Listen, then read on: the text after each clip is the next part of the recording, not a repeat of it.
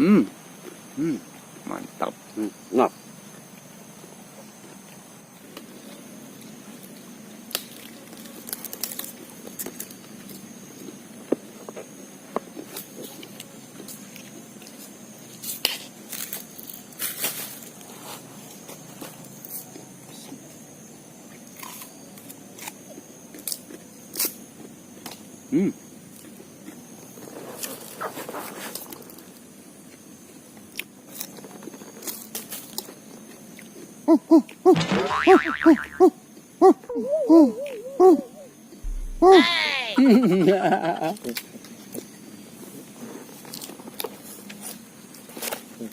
Halo teman-teman, ketemu lagi dan saya Derwan Sang Petualang. Hari ini teman-teman saya akan berburu lagi, ya. Namun sebelum saya berburu, saya mendapatkan makanan kesukaan saya. Ya teman-teman mungkin pernah lihat ya tanaman ini itu di belakang saya, banyak. pohon gatal. Untuk menahan rasa lapar, kita nikmati dulu makanan yang satu ini. Kebetulan hari ini saya ditemani sama senior saya, Om Ranes. Dia salah satu pemburu tua yang masih aktif, ya. Saya ingin mengupas sedikit tentang pengalaman beliau waktu berburu. Masih di tahun berapa, Om? 74. 74, mulai tahun 74 sudah mulai berburu. Luar biasa teman-teman. Di tahun 74 beliau sudah berburu, ya. Waktu itu masih menggunakan senapan apa, Pak? Senjata api. Senapan api. Jadi waktu itu tahun 74 ya. Kita belum mengenal PCP waktu itu ya. Beliau ini salah satu pengguna Senpi. Ya, waktu itu senapan apa, Pak? Moser. Moser ya? Moser masih buatan apa, Pak? Jerman.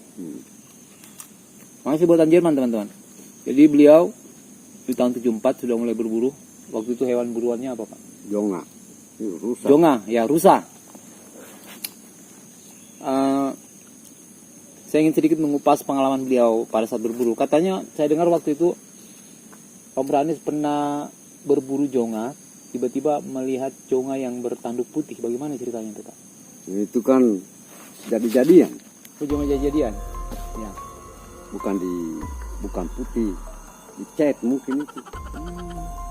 Tapi dapatnya waktu itu malam atau siang, Pak? Malam, Jam berapa kira-kira? jam 9. Jam 9 malam. Tanduknya itu berapa cabang, Pak? 15. Habis dipilok. Kenapa bisa dipilok? Nggak tahu. Tapi memang warnanya putih tanduknya. Putih sebelah apa putih semua? Putih semua. Wah, luar biasa teman-teman. Jadi beliau pernah menemukan satu ekor buruan, itu tanduknya berwarna putih. Katanya dia bilang itu habis dicat atau dipilok sih ya. Tapi kalau menurut saya itu tidak mungkin lah. Waktu pada saat itu ada yang bisa sengaja pilok tanduk rusa yang berada di hutan ya. Jadi teman-teman yang berpikir sendiri, kok bisa ada rusa tanduknya putih? Beliau ngomong katanya itu bekas cetan orang. Tapi kalau saya sih nggak mungkin. Pasti mungkin ya, kita tahu ya di hutan. Ada berapa cabang? 15 cabang. 15. Nah, waktu itu kita dapat, Pak. Nggak mampan toh. Tembak sini menyala. Saya lari. Ditembak mananya? Kepala. Tembak kepalanya? Menyala. Dia naik peluru bunyi. Menyala. Waktu itu pakai Moser? Moser. Jarak berapa itu, Pak? 30. 30 meter? Iya. Berapa orang waktu itu tahu berburu? 3. 3 orang. Iya. Nah, berapa kali ditembak? 2 kali. Tidak mempan jumlahnya. Iya. Terus setelah pas ditembak, kita di mana, Pak? Ya, lari toh. Lari, kabur. Lari. Jadi teman-teman, beliau ini pernah menemukan.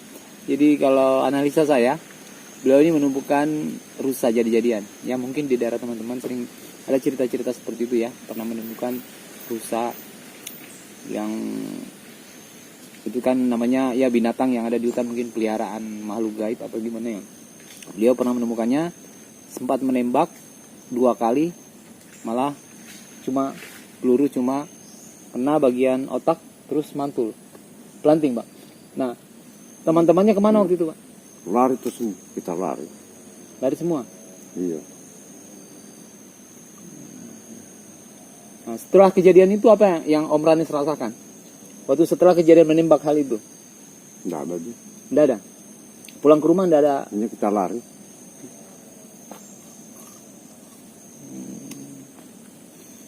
Nah, terus pada saat kejadian itu Om Ranis sempat datangi tempat itu lagi nggak Pak? Enggak. Nggak mau datang lagi? Nggak mau. Salah satu lokasi itu. Iya.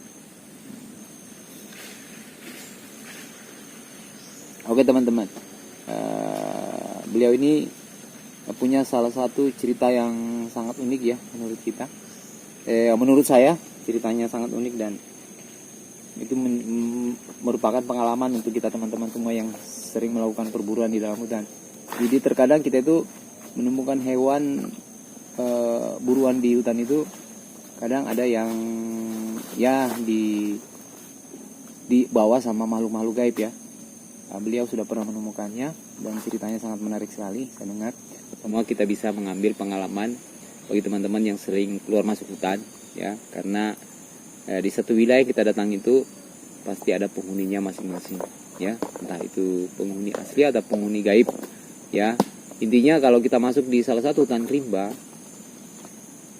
permisilah terlebih dahulu ya, permisilah terlebih dahulu seperti bagaimana teman-teman memasuki rumah orang-orang di tetangga pada sekitar kita. Layaknya kalau kita bertamu ke satu daerah yang belum pernah kita datangi, setidaknya kita berpermisi dulu sama yang punya. Entah kita mengucapkan assalamualaikum, ya terima, permisi mbah, permisi nek, ya, agar perjalanan kita ke hutan selalu diberikan kenyamanan dan tanpa ada yang mengganggu dari hal-hal lain. Oke teman-teman, sambil kita menunggu buruan ya, tunggu nanti datang, kita lanjut makan lagi. Nih pohonnya seperti ini. Pohonnya teman-teman, ini buat pohonnya di belakang seperti pohon pinang ya, pinang hutan sih sebenarnya ini, tapi yang mudah. Kita ambil dalamnya, belah di dalamnya, nanti ada ini seperti apa sih namanya, rasanya seperti tunas kelapa ya, teman-teman pasti pernah rasa ya tunas kelapa ya, Namanya opisi. ya. Opisi. Tapi kalau orang sini bilang ini namanya tinira toh, Iya. tinira ya, orang sini namanya tinira. Ini waktu kecil saya sering makan, waktu saya dulu masih sering pulang ke kampung ya, sering ke hutan itu, nama yang begini tuh rebutan kita, langsung dibelah dalamnya. Oke teman-teman,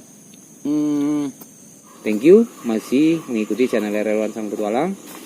Selamat buat kita semua dan salam sehat selalu. See you next di perburuan saya. Tempat mobil ya. Ini